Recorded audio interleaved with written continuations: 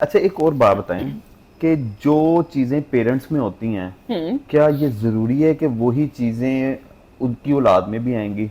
अगर एक माँ बाप hand to mouth hmm income कमाते हैं और अपने बच्चों का एक नॉर्मल उनकी जिंदगी का लाइफस्टाइल उन्होंने बनाया हुआ है, तो क्या हम्म यही साइकिल उनके बच्चों में भी बनेगी? वो भी कहेंगे यार हम हम्म शुरू से ऐसे ही चलते आ रहे हैं हम्म कि होता है, हम्म मोस्टली ऐसे होता है। हम्म अब जैसे हम रोनाल्डो की एग्जांपल लेते हैं, हम्म उसके फादर बेसिकली बहुत ही एक गरीब इंसान थे। हम्म वो एक छोटे से कमरे के घर में पूरा खानदान रहता था, हम्म 8 लोगों का, और उसके फादर बहुत ड्रग्स यूज करते थे। हम्म बट रोनाल्डो की अगर स्टोरी देखें तो वो इंटायरली डिफरेंट है। डिफरेंट है, यस। उसकी फिटनेस की एक पूरी हम्म स्टोरी है, उसकी फुटबॉल की गेम की एक स्टोरी है, हम्म उसकी वो अपनी एंटरप्रेन्योर की एक स्टोरी डिफरेंट है, एग्जैक्टली और वो फिर दुनिया का सबसे महंगा तरीन फुटबॉलर भी है। तो एग्जैक्टली। ये जो उसके अंदर सोच आई, हम्म या ये जो उसके अंदर मोटिवेशन आई, हम्म जबकि उसके पास पीछे ऐसे विरासत में कुछ भी नहीं था, नहीं था। ये चीज कैसे पैदा होती है अच्छा, इंसान के अंदर? ये अब आप देखिए, हर इंसान, कुछ हम लोग बच्चे जब छोटे होते हैं ना, वो जो एक उनका प्रोसेस है, वो उस वक्त उनका माइंड बड़ा शार्प चल रहा होता है, ठीक है, बड़ा वो,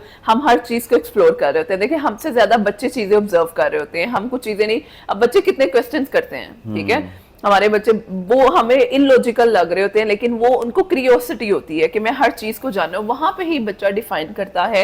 अब देखिए, उसकी एक स्टोरी पीछे एंटायर डिफरेंट थी, लेकिन उसके माइंड में ये जरूर था कि मैंने कुछ करना है, दुनिया के सामने अपना नाम बनाना है या कुछ करके कैसे, दिखाना है। मतलब ये सोसाइटी क्योंकि उसकी कैसे डेवलप हुई? क्योंकि क्या वो बचपन में, सोसाइटी में ऐसे लोगों के साथ उठना बैठना शुरू हो गया नहीं था? जरूरी नहीं है, बचपन में देखें, अब आप जिस तरह से उसके पीछे स्टोरी बता रहे हैं, जरूरी नहीं है, लेकिन हमारा माइंड हमारे कंट्रोल में है ना, हमारी थॉट मेरे कंट्रोल में है। अब उस थॉट को मैंने डिफाइन किस तरह से करना है। अब मैं चाहती हूँ कि मैंने साइकोलॉजिस्ट बनना है या डॉक्टर बनना है या इंजीनियर बनना है, सबसे पहले मेरी अपनी इंट्यूशन है कि मैंने अगर अपनी लाइफ में कुछ करना है तो मुझे कंसिस्टेंट रहना है।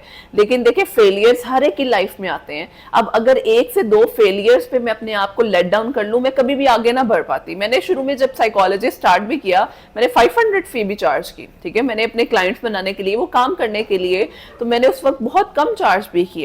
लेकिन मैंने हिम्मत नहीं हारी, मैं रोज हॉस्पिटल जाती थी, नई भी क्लाइंट्स आते थे, बैठती थी। अब वही 5-6 साल के बाद मेरा एक्सपोजर हो चुका हुआ है। अब मैं जितना भी चार्ज करी हूँ, लोग आते हैं और वो पे करते हैं। तो ओके। ये चीज है कि आप कितना कंसिस्टेंट रहते हैं। अब उसके माइंडसेट में ये चीज तो जरूर थी कि मैंने कुछ बनना है, कुछ बन के दिखाना है। अब उस कुछ बनने को, उसको उस वक्त रोड मैप नहीं था।